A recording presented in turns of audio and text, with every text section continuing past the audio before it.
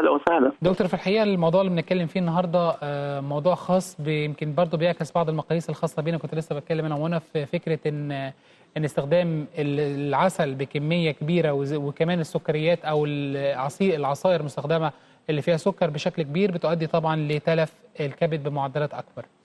هو طبعا احنا عايزين نحذر من السكريات بشكل عام ونقول ان في حاجه اسمها في العالم دلوقتي اسمه ادمان السكر، والعالم كله ابتدى يتضح انه الاكثار من السكر يسبب حوالي 80 آفة صحيه، من ضمنها مرض السكر، من ضمنها نقص المناعه، من ضمنها اشياء كثيره جدا، من ضمنها السمنه وهكذا. يبقى الحذر في استخدام السكر، خاصه السكر الابيض، وهنلجا للسكر الموجود في الفاكهه مفيش مانع، بس برضه هننوع انواع الفاكهه اللي بناكلها، مش هناخد نوع واحد.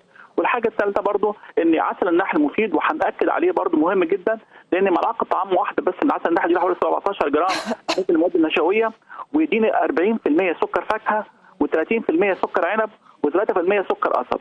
العسل منعش ومفيد ومضاد حيوي طبيعي، وفي مواد هامه جدا تعتبر مواد طبيعيه مناعيه تعمل كمضاد حيوي، وبيرفع المناعه، وبيوفر املاح معدنيه زي الحديد والنحاس والمنجنيز والكالسيوم والكبريت والبوتاسيوم والفوسفور، وفي فيتامين ضد النسيان، فيتامين ب1 وب2 اللي بيبقوا هام جدا لتشقق زوايا الفم. وكثير جدا بنوصف للناس اللي عندها مشاكل في الفم او حوالين الشفتين او عند الزوايا، نقول لهم بس ادهنوا عسل النحل عده مرات في اليوم وبيخفوا.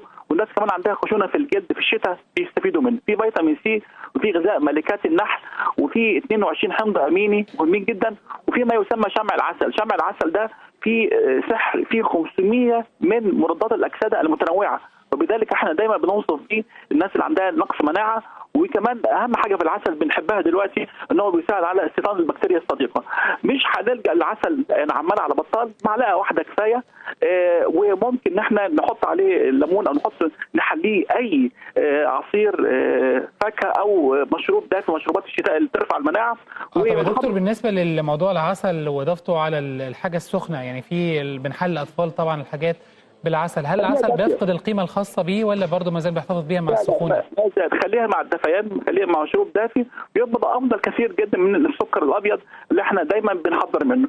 برضه مشاكل السكر الابيض برضه الناس بتلجا لها ان في كميات كبيره الناس بتاخدها كل يوم، وده بيخليهم عندهم ادمان. وللاسف لازم نعترف ان في حاجه اسمها ادمان السكر.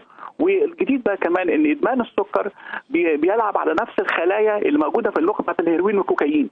يبقى كده اللي بياخد الحاجات دي كلها بيتعود عليها، وبيضطر ان هو في المستقبل مش هيستطعم الحاجه الا لما يحط كميه كبيره. وفي كل يوم هتلاقي الادمان بيزيد، والانسان ما يقدرش يتعود يشتغل ولا يعمل اي شيء الا لما ياخد كميه كبيره من السكر.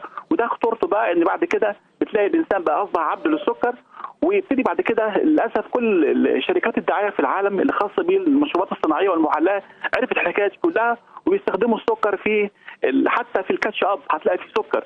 المشكله كمان ان السكر الزائد ده، السكر الزائد بيبقى مصدر للطاقه وكمان للمخ، فتلاقي الادمان يبتدي مش هقدر افكر ولا هقدر اعمل حاجه جدا الا ما تحط لي السكر ده بشكل ما. العالم دلوقتي اصبح يحذر من السكر الابيض، ونعتبره زي السموم الثانيه زي الملح وهكذا. وكمان ابتدى في بعض الدول يعملوا ضريبه على استهلاك السكر، وفي بعض الدول الثانيه بيعملوا رخصه خاصه اللي هيبيعش مشروبات المحلاه للاطفال.